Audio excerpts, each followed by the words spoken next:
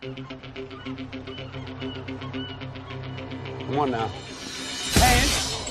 Lightning with my hands. Lightning with my hands. Lightning with my hands.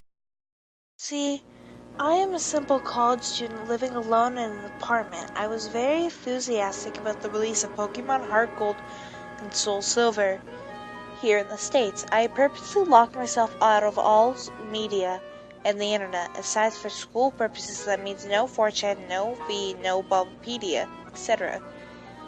As I was busy with the school year and being poor at the time, I wasn't able to buy Soul Silver on its launch day.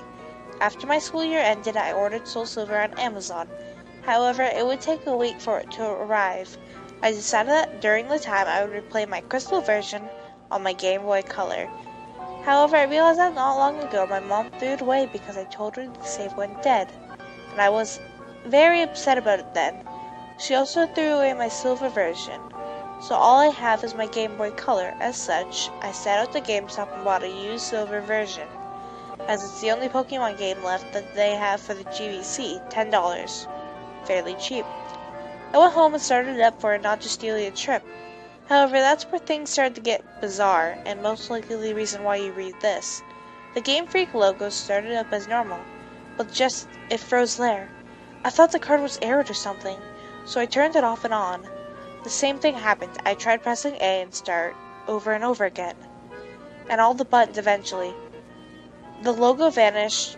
There was a black screen for about 5 seconds.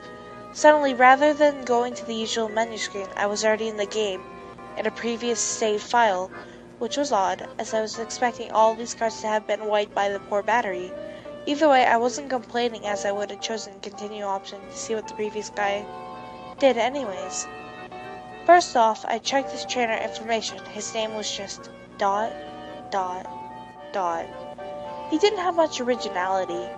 I checked his profile and apparently he had 999 hours put into the game, with all 16 badges, 99999.9 Pokédollars, and all 251 Pokemon on the Pokédex. Seeing as he apparently had Mew and CBI logged also, I'm guessing he used a Game Genie or was really a hardcore Pokemon player back then. I checked his Pokemon to see what badass team he has. To my surprise, I saw 5 unknowns and a 6 Pokemon named Hurry. I'm thinking that must be some cruel joke by the person who last played this game, but I decided to check the profile of these Pokemon anyways. As I expected, they were all different letters of unknown, all level 5. I was a bit shaky with my unknown alphabet at the time, but I identified the word spelling out to be leave. As for the 6 Pokemon, it turned out to be a Cyndaquil. Mind you, this was before there were individualized Pokemon icons.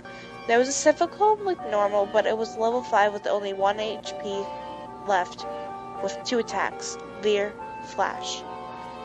I don't know why, but they named him Hurry, but at the time I just discarded it. The most eerie thing was that despite my volume being max, none of the Pokemon had said their usual cries, just pure silence. Having enough at the team, I closed it. I was parked at what appears to be inside a room in Bellsprout Tower. However, for some reason there was no NPCs around. Even the most eerie thing was that the pillar in the middle didn't move at all, as if it was just leaning on its side.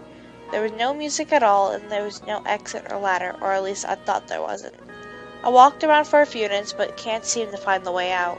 This was certainly not a room that I've seen in Bellsprout Tower before. I tried checking my items for an escape room, but the bag was completely empty. There wasn't any wild Pokemon either. I finally managed to find the ladder, which turned out to be behind the pillar. The screen turned black and the music finally started playing.